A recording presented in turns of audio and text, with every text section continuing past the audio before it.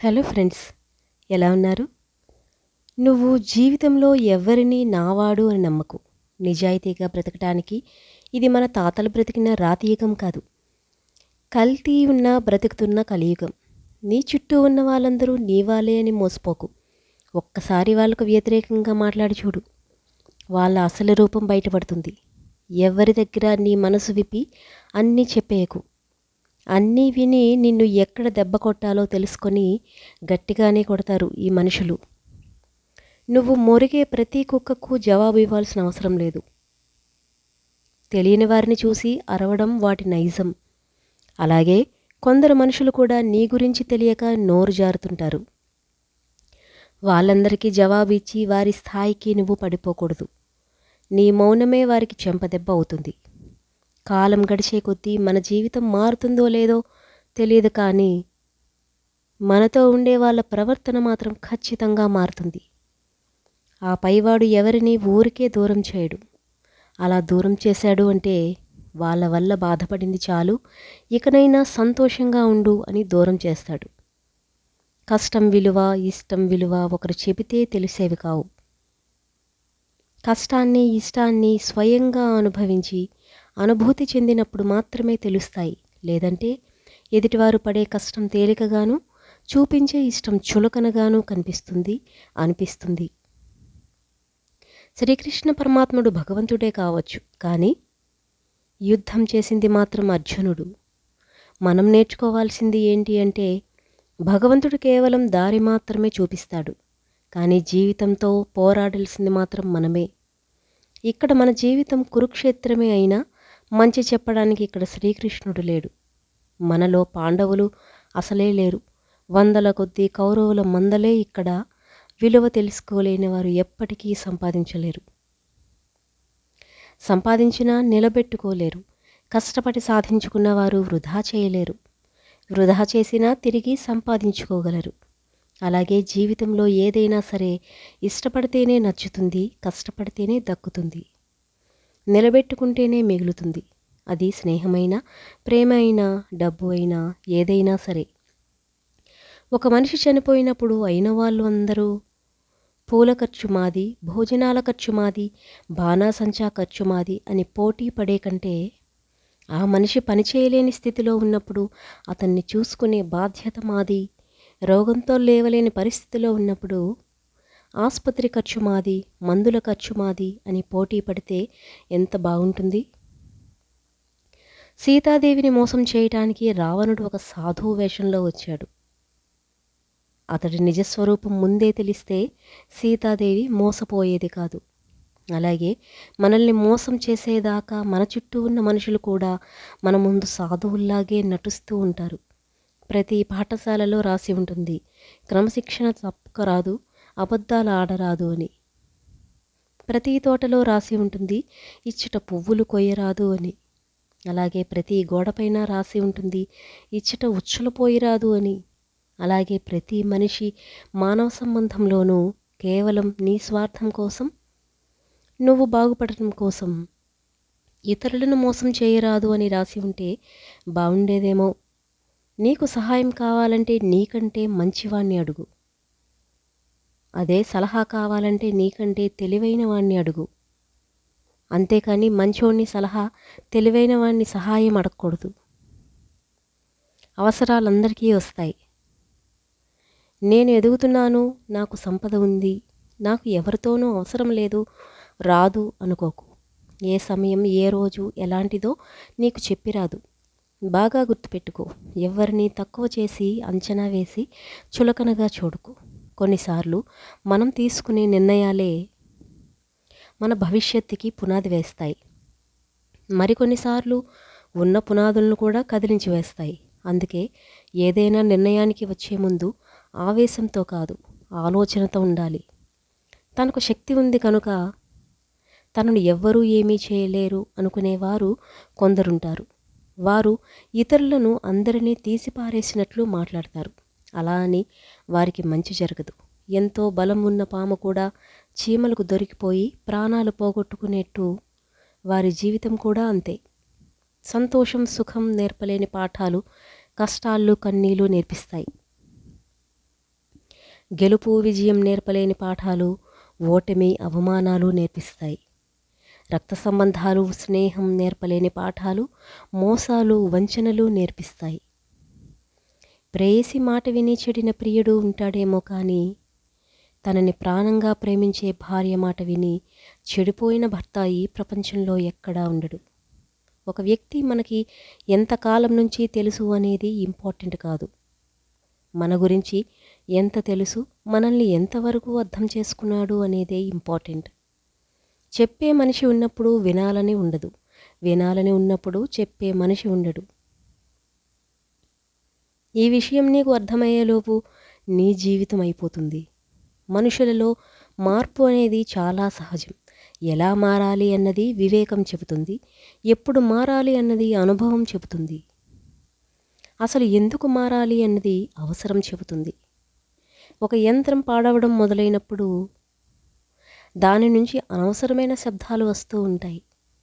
అలాగే ఒక మనిషికి పతనం మొదలైతే వారి నోటి నుండి అహంకారంతో కూడిన మాటలు వస్తూ ఉంటాయి. మన జీవితంలో కోరికను జయించాలి లేదా అదుపు చేసుకోవాలి. అప్పుడే మనసుకు ప్రశాంతత లభ్యమవుతుంది.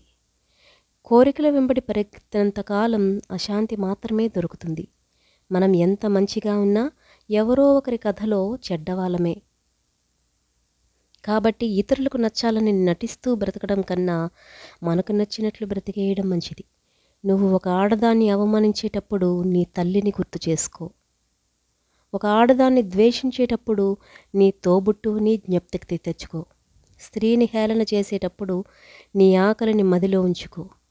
ఆడదాన్ని అర్థం చేసుకోవాలి అంటే ఆడదానిగానే పుట్టవలసిన అవసరం లేదు. స్త్రీని ప్రేమిస్తే తిరిగి అంతులేని ప్రేమని ఇస్తుంది. స్త్రీ ఆగ్రహానికి గురైతే ఆమె కన్నీటికి కారణమైతే పాతాళానికి తొక్కేస్తుంది. స్త్రీని గౌరవిద్దాం, ప్రేమిద్దాం, రక్షించుకుందాం. ప్రేమ ఉన్న చోట అహం ఉండకూడదు. స్నేహం ఉన్న చోట విలువలు అడ్డు రాకూడదు. బంధం ఉన్న చోట భేదం ఉండకూడదు. బాధ్యతలు ఉన్న చోట బరువు అనిపించకూడదు. నువ్వు మోసపోతేనే తెలుస్తుంది నమ్మకం విలువ. దూరం చేసుకున్నాక తెలుస్తుంది మనిషి విలువ. విడిపోయాకే తెలుస్తుంది బంధం విలువ. అనుభవిస్తేనే తెలుస్తుంది కష్టం విలువ. గడిచిపోతేనే తెలుస్తుంది కాలం విలువ. కోల్పోతే గానీ తెలియదు ప్రేమ విలువ. బాధను భరిస్తే కానీ తెలియదు కన్నీటి విలువ. ఒక మనిషికి గౌరవం అనేది గుణాన్ని చూసి ఇస్తారు, ధనాన్ని అందాన్ని చూసి కాదు. చెప్పులు ఎంత ఖరీదైనవి అయినా కాళ్ళకే వేసుకుంటారు, ఇంటి బయటనే వదిలేస్తారు. కొబ్బరికాయ ఖరీదైనది కాకపోయినా దేవుడి పాదాలను సమర్పిస్తారు. మనిషి వ్యక్తిత్వం కూడా అంతే. డబ్బు అందం ఎప్పటికీ శాశ్వతం కాదు. అనుభవం నేర్పిన పాఠాలకు విలువ ఎక్కువ. ఆచరిస్తూ చెప్పే మాటలకు ఆదరణ ఎక్కువ. ఇష్టంతో చేసే పనులకు విజయాలు ఎక్కువ. ఎదుటివారిలో మంచిని చూసే మనసుకు ప్రశాంతత ఎక్కువ. ఉప్పుని కూరలో వేస్తే రుచి ఇచ్చింది కదా అని పాలలో వేస్తే పనికి రాకుండా పోతాయి. పదార్థాన్ని బట్టి అవసరము, పనిని బట్టి ప్రాముఖ్యత ఉంటాయి. కాబట్టి నువ్వు ఎంత గొప్పవాడివైనా నీకు అన్నీ తెలుసు అని ఎగిరెగిరి పడకు. నీ అవసరం లేని దగ్గర మౌనంగా ఉన్నప్పుడే నీ విలువ పెరుగుతుంది. జీవితమే ఒక పయనం. ఆ పయనంలో కలిసే ప్రయాణికులు ఎందరో. కానీ ఏదీ శాశ్వతం కాదు. కేవలం నువ్వే శాశ్వతం. నీ ఆలోచనే శాశ్వతం. నీ ప్రేమే శాశ్వతం. నీ నడవడికే శాశ్వతం. గెలిచేది నువ్వే, ఓడేది కూడా నువ్వే. అన్నీ గుర్తుంచుకొని అందరినీ కలుపుకుంటూ సాగిపోయే ప్రయాణమే జీవితం. మనకు నచ్చని మనిషి గురించి మాట్లాడొద్దు. మనకు ఇష్టం లేని వ్యక్తిని తలుచుకోవద్దు. మనల్ని చులకన చేసే మనుషుల్ని అస్సలు పట్టించుకోవద్దు. దీనినే లౌక్యం అంటారు. గమ్యం చేరుకోవటానికి చాలా మార్గాలుంటాయి. వాటిలో నువ్వు ఏ మార్గం ఎంచుకుంటావు అనే దానిపైనే నీ భవిష్యత్తు ఆధారపడి ఉంటుంది. మనిషి కోపం ఒక్క క్షణం ఉండి వెంటనే వెళ్ళిపోవాలి. ప్రేమ ఒక్క క్షణం చిగురుస్తూనే ఉండాలి. అప్పుడే బంధాలు కలిసి ఉండగలవు. కొన్ని బంధాలు కావాలి అన్నా, నిలబడాలి అనుకున్నా కొద్దిగా సమయం కేటాయిస్తే ఏ బంధం కూడా దూరం అవ్వదు. మనసుకు బాధ కలిగినా సంతోషం కలిగినా తనతో తాను చెప్పుకోలేదు. మనసుకు నచ్చిన వారి భుజం పైన తలపెట్టి మనసులో ఉన్నది చెప్పుకుంటే ఆ సంతోషమే వేరు. అందుకే అంటారు, మన అనుకున్న వాళ్ళను ఎప్పుడూ దూరం చేసుకోవద్దు అని. ఎంతమంది దేవుళ్ళకు మొక్కినా, ఎన్ని యాగాలు చేసినా, ఎన్ని యాత్రలు తిరిగినా, ఎన్ని దాన ధర్మాలు చేసినా నీ ప్రవర్తన మారనంత వరకు నీ చికాకులు నీ వెంటే ఉంటాయి. ఒక ఆకు రాలుతూ చెప్పింది, ఈ జీవితం శాశ్వతం కాదు అని. ఒక పువ్వు వికసిస్తూ చెప్పింది, జీవించే ఒక్కరోజైనా గౌరవంగా జీవించమని. ఒక వృక్షం చల్లగా చెప్పింది, తన కష్టాల్లో ఉన్న ఇతరులకు సుఖాన్ని ఇవ్వమని. ఒక హృదయం నవ్వుతూ చెప్పింది, అందరి మనసుల్లో మంచి స్థానాన్ని సంపాదించుకోమని. ఇలా ఒక మనిషి ఎలా బ్రతకాలో వీటి నుండి నేర్చుకుంటే సరిపోతుంది. బయట గరిక గడ్డి పెరిగినంత తొందరగా తులసి చెట్టు పెరగదు. అలాగే మోసం చేసేవాడు అభివృద్ధి చెందినంత వేగంగా మంచివారు అభివృద్ధి చెందలేరు. ఈ రోజుల్లో నిజం నిదానంగా నడిచే వచ్చేలోపు అబద్ధం అందంగా తయారై అందరినీ తన వైపు ఆకర్షిస్తుంది. మన దగ్గర డబ్బు లేకుంటే మన రక్త సంబంధంలోనే విలువ ఉండదు. అలాంటిది సమాజంలో ఎలా ఉంటుంది? ఒకప్పుడు గుణం చూసి దగ్గరయ్యేవారు, ఇప్పుడు ధనం చూసి దగ్గరవుతున్నారు. ఎద్దుకు ఎదురుగా, గుర్రానికి వెనుకగా, మూర్ఖునికి దగ్గరగా ఎప్పుడూ నిలబడకూడదు. కొందరికి దగ్గరగా ఉండి అలుసైపోవడం కన్నా వారికి దూరంగా ఉండి ఒక జ్ఞాపకంగా మిగిలిపోవడం మంచిది. మంచి ఆలోచనలు ఆరోగ్యాన్ని ఇస్తాయి. చెడు ఆలోచనలు కొత్త రోగాలను తెచ్చిపెడతాయి. అందుకే మంచిగా ఆలోచిద్దాం, నిత్యం ఆరోగ్యంగా ఉందాం. జీవితం ఒక ప్రసాదం లాంటిది. దక్కిన దాంతో ఆనందంగా జీవించాలి. కానీ జీడిపప్పు లేదు, కిస్మిస్ లేదు అంటూ నిందించకూడదు. ఉన్నదానితో తృప్తి పొందలేనివాడు నిజమైన జీవితంలో ఆనందం ఎప్పటికీ పొందలేడు.